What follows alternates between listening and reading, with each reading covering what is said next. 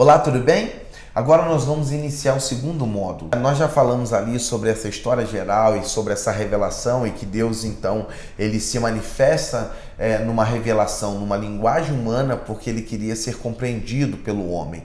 Mas mesmo diante dessa situação de Deus querer ser compreendido pelo homem e falar na linguagem humana, nós temos o resultado desse escrito desse homem, desse registro da vontade de Deus. Nós temos o quê? A palavra de Deus. Então, o que é a Bíblia? Nós podemos afirmar que a Bíblia é a palavra de Deus. Mateus capítulo 4, verso 4 diz assim: Jesus, porém, respondeu: está escrito, não só de pão viverá o homem, mas de toda a palavra que procede da boca de Deus. Então, quando Jesus, ele no Novo Testamento se refere aos escritos do Antigo Testamento, ele está dizendo que essas palavras que foram registradas são palavras de Deus. E ele diz que essa palavra é alimento para a alma, é alimento para o homem.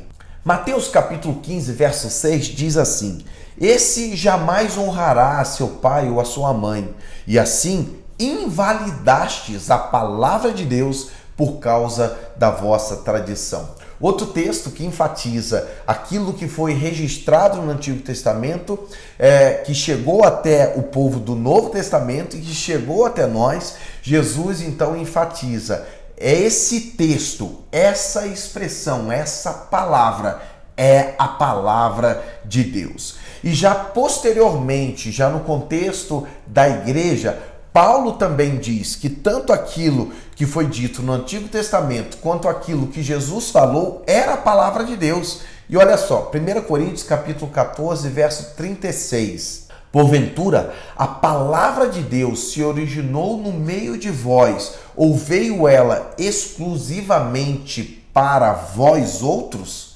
Então Paulo está falando agora para a igreja em Corinto, que já é uma revelação secundária no sentido de não ser diretamente para o povo judeu, mas Deus já está se revelando aos gentios. Paulo está dizendo que esse termo, ou os textos, ou aquilo que Deus está falando a essa igreja gentia é também uma palavra de Deus. Ele diz, a palavra de Deus se originou no meio de vós.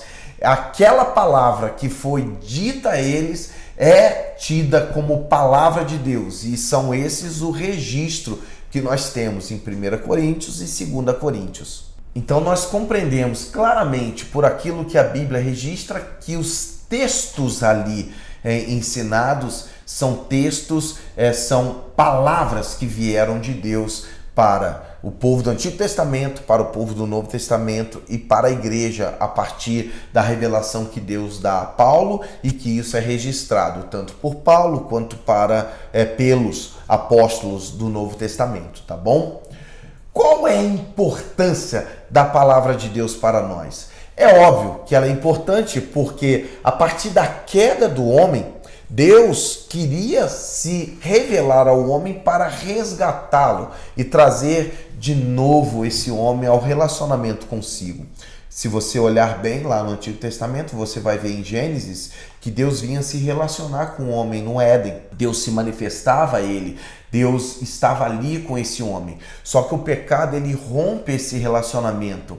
Então, mesmo lá no Éden, já há uma revelação de Deus dizendo que Deus resgataria, que Deus traria esse homem novamente para si. Quando ele diz que do descendente da mulher, em Gênesis capítulo 3, Deus então esmagaria a cabeça da serpente e traria esse homem novamente para o relacionamento consigo mesmo.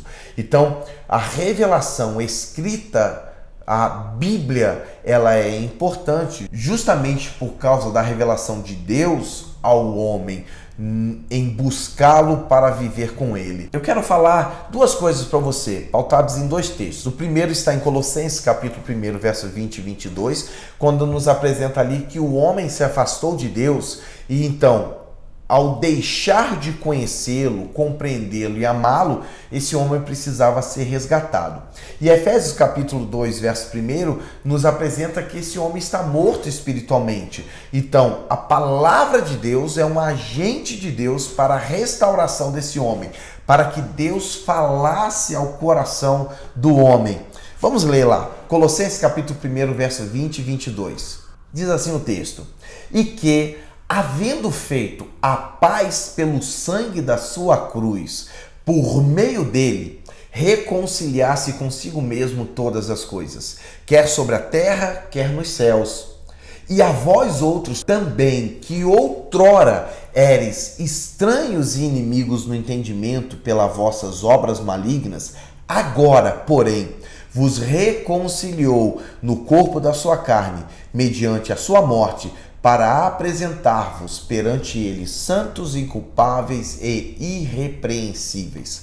Olha que texto esclarecedor para nós. Diz que Jesus, ele fez a paz pelo seu sangue na cruz e por meio dele, Jesus, ele reconciliou consigo mesmo todas as coisas, quer sobre a terra, quer sobre os céus. E ele diz que aqueles que estavam afastados, que eram estranhos e inimigos no entendimento pelas obras malignas que eles realizavam, agora eles foram reconciliados. Interessante que, como nós ficamos sabendo dessa reconciliação, que a paz foi feita, que aquilo que nos afastava de Deus, que era o pecado, foi tirado na cruz.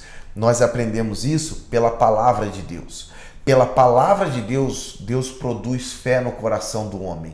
Ao ouvir a palavra, essa fé é produzida e nós então podemos confiar na obra remidora que Jesus fez. Aí, a partir disso, somos transformados, regenerados e agora podemos viver em Deus, sem culpa e irrepreensíveis nele. Que coisa extraordinária! Tudo isso vem pela palavra de Deus. Efésios capítulo 2, verso 1 diz assim: ele vos deu vida, estando vós mortos nos vossos delitos e pecados. Compreende? Nós estávamos mortos, então um morto não pode produzir vida em si mesmo. Um morto, ele precisa de algo exterior para que ele possa então ter vida. Estranho? Não é estranho.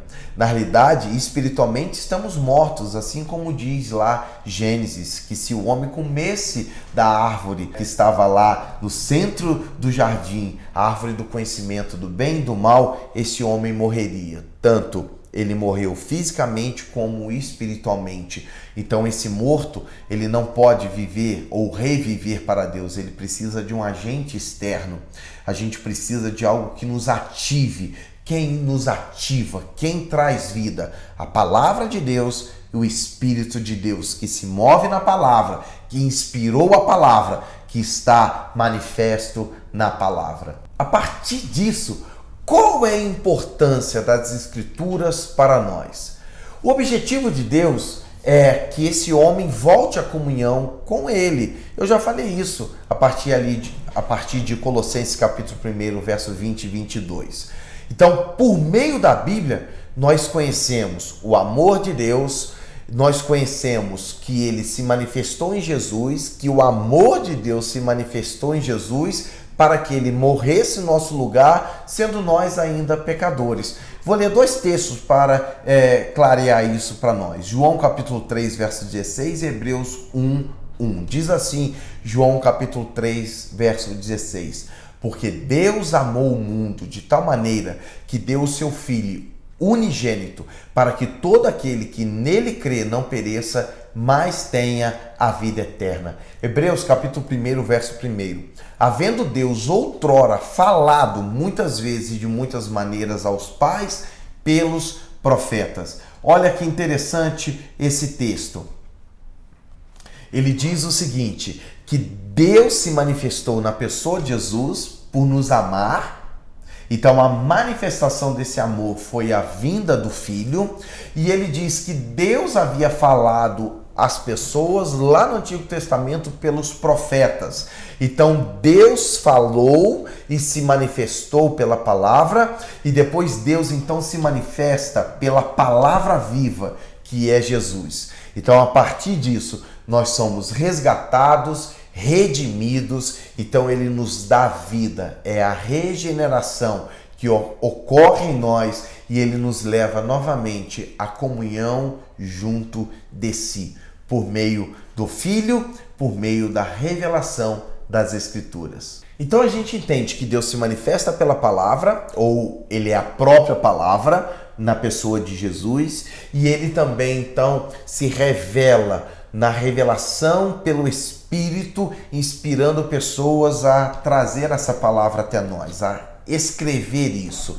Então, quando a gente entende que essas pessoas registraram o que Deus falou, é claro para nós que quem é o autor das Escrituras é o próprio Deus. Ainda que tem vários escritores, os homens escreveram, mas quem na realidade é o autor é o próprio Deus. 2 Pedro, capítulo 1, verso 21, diz assim: porque jamais qualquer profecia foi dada por vontade humana. Entretanto, homens falaram da parte de Deus, movidos pelo Espírito Santo. Uma pergunta que vem a nós aqui nesse contexto é: se Deus é o autor, esses homens escreveram, esses autores, ou melhor, esses escritores, eles não tiveram nada de autonomia, eles não tiveram nada de consciência na hora de escrever? A gente vai aprender isso melhor lá para frente, quando a gente vai falar sobre a inspiração das Escrituras. A gente vai compreender isso melhor. O que é importante para nós nesse texto de 2 Pedro, capítulo 1, verso 21, é que Pedro compreende que aquilo que foi escrito não veio da vontade do homem, e segundo, quem inspirou os homens para falar aquilo que eles falaram e registrar essas profecias foi o próprio Deus. Então os homens falaram da parte de Deus, movidos pelo Espírito. Isso é importante para nós. Por isso, o milagre das Escrituras. O milagre das Escrituras é porque, mesmo havendo tantos escritores, aproximadamente 40 escritores escreveram a Bíblia, há uma só mensagem. O tema central é único, falando de Jesus. A gente depois vai falar isso melhor, tá bom? Eles escreveram durante 16 séculos, a partir de Moisés, 1491 anos antes de Cristo, e depois 100 anos depois de Cristo, que foi o último livro da Bíblia escrito por João. Eles escreveram a partir de 3 continentes diferentes: africano, a Ásia e também o continente europeu. Eles escreveram em épocas diferentes, culturas diferentes, mas eles conseguiram, mesmo com essa distância, essas lacunas históricas, temporais, eles conseguiram escrever algo que tem um viés, que conseguiu manter um único tema, que conseguiu manter um alinhamento. E isso a gente compreende que só pode ter acontecido porque o autor era único, o autor era um só. Ainda que vários escritores registraram, o autor era um, que é o próprio Deus. Então, fechando esse módulo, a gente aprendeu agora que a Bíblia é a revelação de Deus e que Deus é o autor, apesar de vários escritores. Para a gente aproveitar melhor o nosso estudo, eu vou disponibilizar no final de cada módulo algumas perguntas, algumas questões que vão te auxiliar no momento de responder, a crescer e entender um pouco melhor aquilo que a gente está estudando aqui, tá bom? Que Deus nos abençoe. Nós vamos seguir agora para o terceiro módulo.